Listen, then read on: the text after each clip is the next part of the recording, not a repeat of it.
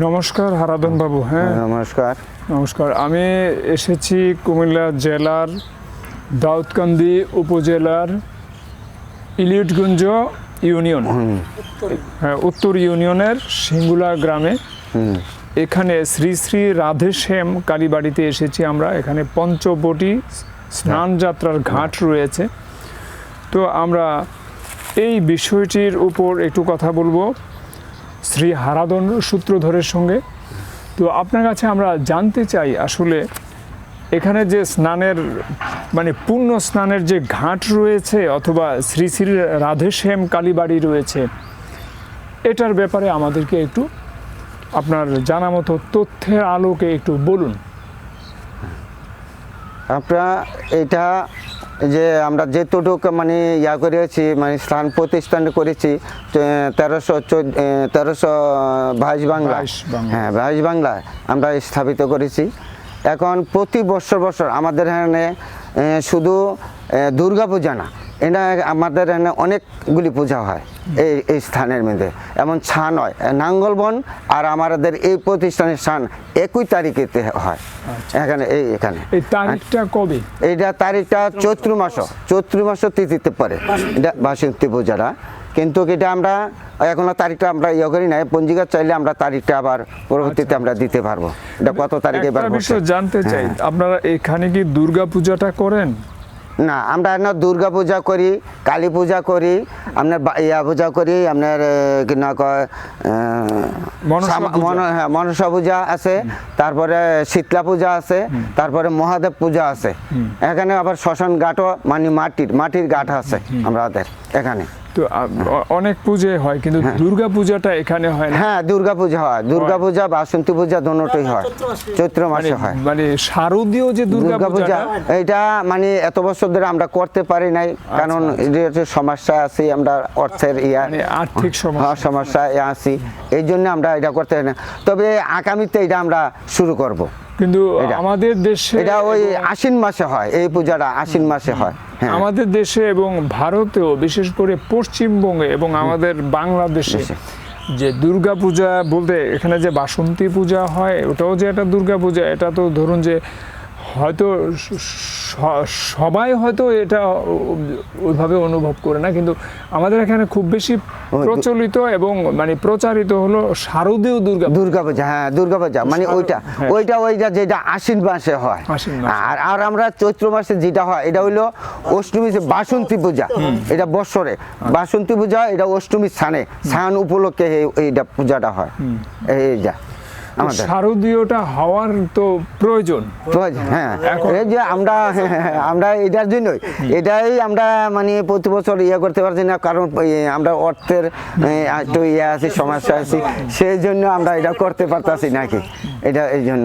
শারদীয় আরেকটা বিষয় হলো, আমি এখানে এসে যা দেখছি যে আসলে আপনাদের এই যে মন্দির বা এই যে ঘাট বা আপনারা এখন আগে ছিল 9 শতক। হ্যাঁ আগে 9 শতক ছিল, 9 শতক জায়গা ছিল, আর এখন নতুন করে 27 শতক নিয়েছে। না এখন 47 শতক আমরা কিনছি। হ্যাঁ 47 শতক আমরা কিনছি, আর আগে আছে 9 শতক। আপনাদের নিজেদের টাকায় কিনে? হ্যাঁ নিজেদের, আমাদের নিজের গ্রামের সবাই মিলে এই জায়গা কিনছি। এই কেনা অর্থের মধ্যে সরকারি অনুদান নেই? না সরকারি কোনো অনুদান নাই। কিন্তু যতটুকু কিনেছেন এই জায়গাগুলো, এই যে ধানের জমিগুলো দেখা যাচ্ছে, এগুলো মন্দিরের জমি? না এই যে পাশের জায়গা, না ওইটি বাদ আমরা এই যে মাটি যে ফালাইছি, এই যে মাটি ফালাইছি, এই তৈরি একটা ওই নদীর পার বিন্ত। আচ্ছা তাহলে এখন এই জায়গা যতটুকু মন্দিরের জায়গা আছে, আপনাদের এই জায়গাটার মধ্যে তো একটি বাউন্ডারি দেওয়াল দেওয়া বেশি প্রয়োজন। তো এখন সেই ক্ষেত্রে আসলে এখন মূল সব বিষয়ে তো আসলে অর্থের। এবং আমরা এই মন্দিরের জন্য, এই বাউন্ডারির জন্য আমরা একটা টিউনের কাছে একটা আমি দরখাস্ত দিয়েছিলাম, দাউদকান্দি উপজেলায় দিয়েছিলাম। আমি 2বার আগে একবার দিছিলাম, এটা ক্যান্সেল হয়ে গেছে, এখন আবার নতুন করে একটা দিছি। এখন আমারে বলছে তারা দিবে বললা, কিন্তু এখনো পাস হয় নাই। তারা এখন বলতেছে বরাদ্দ আসে নাই। টিউন কাছে যাওয়ার পরে কয় বরাদ্দ আসে না, বরাদ্দ আসলে আপনারা এটা পাইবেন, এই কথা। বরাদ্দ আসেনি এটা যেমন সত্য, আবার অনেক সময় তালিকাগুলো দিতে হয়, নথিভুক্ত হতে হয়। হ্যাঁ, মানে যোগাযোগ করতে হয়, তালিকা দিতে হয়, তারপর যোগাযোগ করতে হয়। এর বাজে আমি এইটা করতেছি, আমিও মানে মাসে মাসে। আপনাদের কাছে যদি এই আবেদনের কপি থাকে তাহলে আপনারা কখনো মানে আজকে হয়তো নয়, অন্য কখনো যদি আমাদেরকে কপি দেন, আমরা হয়তো ইউনিয়ন বরাবরে যোগাযোগ করার চেষ্টা করে বলতে পারবো যে তাদের বরাদ্দ পেলে। আমরা সরেজমিনে গিয়ে দেখে এসেছি যে আসলে তারা আসলে অর্থের জন্য, নিজেদের অর্থের জায়গাটুকু কিনেছেন, অর্থের জন্য তাদের অনেক কাজে হচ্ছে না। তো আপনার যদি সহযোগিতা থাকে, অর্থ পেলে তারা কাজগুলো সঠিকভাবে করতে পারে। হ্যাঁ, আমার কাছে এই কপিটা আছে, আমি যেটা দিয়েছি এই কপি আছে, এটা আমি দিতে পারবো, এটা আপনাকে দিতে পারবো। তো এখানে কারা কারা পুজো দিতেন, এরকম উল্লেখযোগ্য কারোর নাম কি আপনি জানেন? বা হ্যাঁ, আমি কিছুটা জানি, চন্দ্রমোহন সরকার, তারপরে হইল দেবেন্দ্র কর, না যোগেশ পাল, যোগেশ পাল, এরপরে দেবেন্দ্র কর, এরপর ওই যে আমি ঘিনা, এরপরে হইলো রবীন্দ্র এক ভূমিক, এবং আমরা কমিটির সবাই মিলে এখন করতেছি, এখন কমিটির লোকেরা করতেছি, ঠিক সবাই। আচ্ছা, এটা তো 100 বছরেরও পুরনো একটি প্রতিষ্ঠান। হ্যাঁ, 100 মানে 100 বছরের উপরে হয়েছে, অনেক অনেক উপরে হয়ে গেছে, কিন্তু আমরা যেটুকু জানছি এতটুকু থেকে আমরা 100 ইয়াটা স্থাপিত রাখছি। এখানে যে বট বৃক্ষগুলো রয়েছে, এটা কি গাছ? আমার পেছনে যে, হ্যাঁ, এটা আপনার পেছনে যেটা আছে এটা হিজল গাছ। হিজল গাছ, হিজল গাছ কিন্তু আমাদের দেশের গাছ, দেশীয় গাছ। হ্যাঁ, দেশীয় গাছ, কিন্তু অন্য দেশীয় না, আমাদের দেশীয় গাছ। হ্যাঁ, আমরা দেশীয়। তাহলে আরেকটা বিষয়, এই বিষয়টি আমার বেশ ভালো লাগে, এটা হলো ধরুন আমরা যখনই কখনো মন্দিরে যাই বা শ্মশান ঘাটে যাই, সেখানে আমরা বটবৃক্ষ বা ধরুন যে ছাতিম বৃক্ষ, হ্যাঁ, বা আরো অনেক গাছ দেখি। এবং গাছগুলো কিন্তু শুধু এগুলো কিন্তু আমাদের পরিবেশের জন্য খুবই উপকারী। এগুলো অক্সিজেন দেয়, যে অক্সিজেন আমরা শ্বাস গ্রহণ করি। আজকে সারা রাষ্ট্রে শুধু ইটের ভাটা হচ্ছে, এবং শুধু বড় বড় বৃক্ষ কর্তন করা হচ্ছে, কেটে ফেলা হচ্ছে। তখন পরিবেশটা আমাদের ধ্বংস হয়ে যাচ্ছে। হ্যাঁ, ধ্বংস হয়ে যাচ্ছে। আমরা যখন কোথাও কোনো মন্দিরে যাই, ধরুন আমি কুমিল্লা শহরে বাস করি, তো আমার ছেলে অপূর্ব, আমার স্ত্রী, আমরা কখনো যখন বৌদ্ধ মন্দিরের কাছে, এখানে দুর্গা পূজা হয় ঠাকুরপাড়ায়, তো ওখানে একটা বিশাল বটবৃক্ষ রয়েছে শহরের মধ্যে। তো এই গাছটা দেখলেও তো ভালো লাগে, এটা ছায়া দেয়, এটা তো কারো ক্ষতি করে না, এটা কিন্তু উপকারী করে। কিন্তু গত 30 বছরে আমি অন্ততপক্ষে গোমতী নদীর পাড়ে সহ অন্ততপক্ষে ধরুন যে বেশ বড় বড় 50টা, কমপক্ষে 50টা বড় বটবৃক্ষ কাটতে দেখেছি। তো আমার এটা আপনার সঙ্গে একটা মত বিনিময়, জাতি যদি সভ্য হতো, জাতি যদি বিবেকবান হতো, একটা বৃক্ষ, এই যে আপনার পেছনে এত বিশাল বৃক্ষ, এটা একদিনে হওয়া সম্ভব না, এটা একদিনে না, একদিনে না। এই গাছটি এটি মনে হয় নিচের পক্ষে সম্ভব একদিনে, নিচের পক্ষে মনে হয় 200 বছর হয়ে গেছে এই গাছটি হয়েছে, কাটতে একদিন। কিন্তু দেখুন যে এই গাছটা গড়া, এটা কিন্তু চাইলেই কিন্তু সম্ভব না। আমার কাছে টাকা হলে আমি হয়তো মানে টাকা থাকলে, বৈধ কি অবৈধ সে জায়গায় গেলাম না, আমরা অন্য প্রসঙ্গ কথা বলছি, আমি হয়তো একদিনে একটা বাড়ি কিনে ফেলতে পারবো। কিন্তু টাকা হলে আমি একদিনে বিয়ে পাশ করে ফেলতে পারবো না। অনেক কিছু কিন্তু টাকায় হয় না, অনেক কিছু কিন্তু একদিনে হয় না, একদিনে হয় না। এই যে বৃক্ষগুলো, এই বৃক্ষগুলো আমাদের দেশের সম্পদ, প্রতিষ্ঠানের সম্পদ, পরিবেশের সম্পদ, পৃথিবীর সম্পদ। কিন্তু আজকে মানুষ কেমন বেপরোয়া হয়ে গেছে, বৃক্ষ শূন্য করে ফেলছে চতুর্দিক। কিন্তু যখন কোথাও, ধরুন আমার ছেলে 5ম শ্রেণীতে পড়ে, সে যদি এসে দেখতো এখানে এই বড় বড় বৃক্ষ রয়েছে এখানে, আমি নিশ্চিত আপনারা দেখলে বুঝতেন সে একটা শিশু, যেহেতু আমার সন্তান, আমার শিক্ষাটা এসে পায়, সে গাছগুলোকে জড়িয়ে বুকে ধরতো। গাছকে সে এত ভালোবাসে। তাহলে আমাদের তো সেরকমই হওয়ার কথা ছিল। তো এই গাছগুলো আসলে আরো সংরক্ষণ হওয়া উচিত, বাউন্ডারি হওয়া উচিত, পূজাগুলোর আনুষ্ঠানিকতা বৃদ্ধি পাওয়া উচিত এবং সরকারিভাবে অর্থের বরাদ্দ প্রয়োজন, আমরা এটা অনুভব করছি। তো দেখি আমরা আসলে এই প্রোগ্রামগুলো, এই অনুষ্ঠানগুলো করার পরে আমরা আমাদের এই আপনাদের যে আবেদনগুলো এগুলো আমরা জনসম্মুখে প্রচার করব।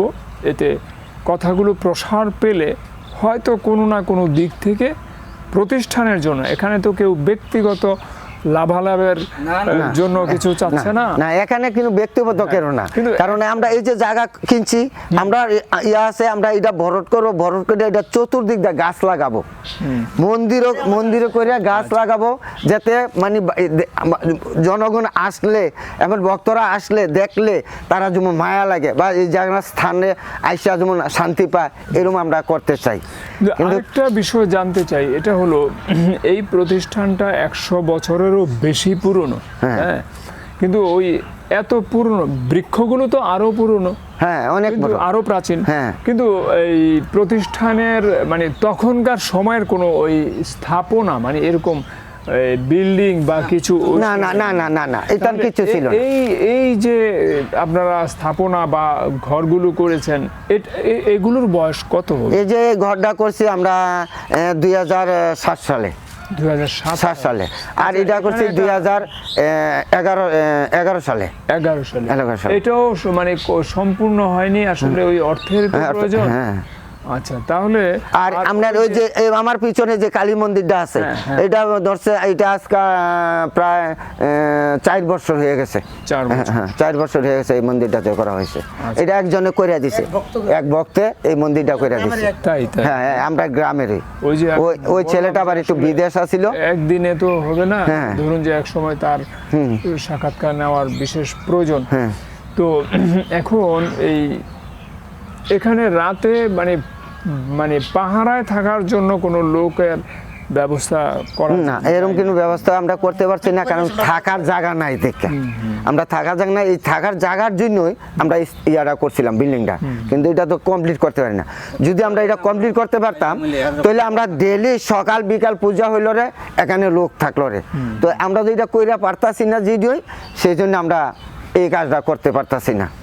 আবার এই বিল্ডিংটা করার পরে আমরা এই জমিনটা রাখছি, বুঝলেন, জমিনটা রাখছি। আবার দেশবাসী অনেক জায়গায় ঘুরছি, ঘুরে দেশের থেকে এবারে তুললা জমিনটা আমরা রাখছি। কিন্তু একটা বিষয় এটা হলো যে এটার মানে শুরুটা কাদের হাতে হয়েছিল, এই ইতিহাসটা কোথাও পাওয়া যাবে? চন্দ্রমোহন সরকারের আগে কে করেছিল সেটা আমরা পাই নাই। চন্দ্রমোহন সরকার যে, ওনার বাড়িটা কোথায়? এই বাড়িটা আমরা সিঙ্গুলায়, এই পশ্চিম পাশে, পশ্চিম পাশে। হ্যাঁ, আমাদের বাড়ির উত্তর পাশে, আমাদের সূত্রধর বাড়ির উত্তর পাশে।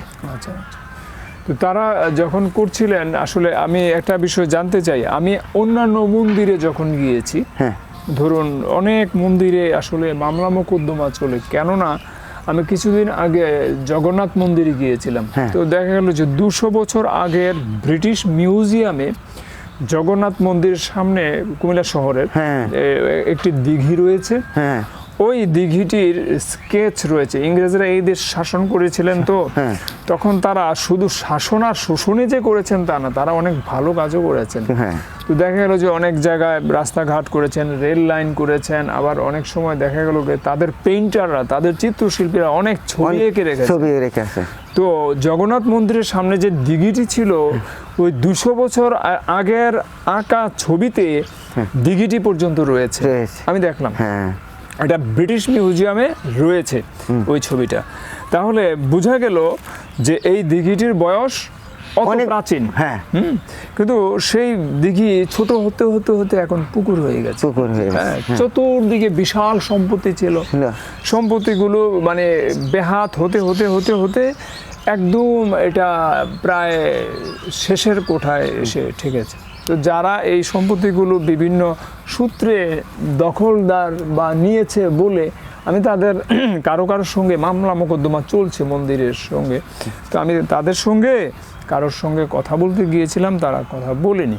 তো কথা না বললে তো আর কিছু বলার নেই।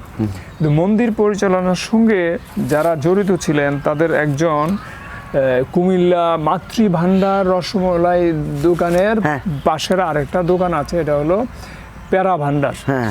ওই দোকানটা হলো অ্যাডভোকেট কিরণময় দত্ত ঝুনুবাবুর। হ্যাঁ। তো ঝুনুবাবু আমার শ্বশুর ভাষা সৈনিক ছিলেন, সাংবাদিক ছিলেন, প্রখ্যাত সাংবাদিক ছিলেন। তো আমার শ্বশুরের বন্ধু ছিলেন। তো আমি ঝুনুবাবুর কাছে গেলাম যে আপনাদের এই যে জগন্নাথ মন্দিরের যে সম্পত্তিগুলো ব্যাহত হয়ে যাচ্ছে বা গেল, এটার ব্যাপারে আমি আপনার একটু বক্তব্য জানতে চাই। তিনি একটু রেগে আমাকে বললেন, রং চা খাবে আর না দুধ চা খাবে না।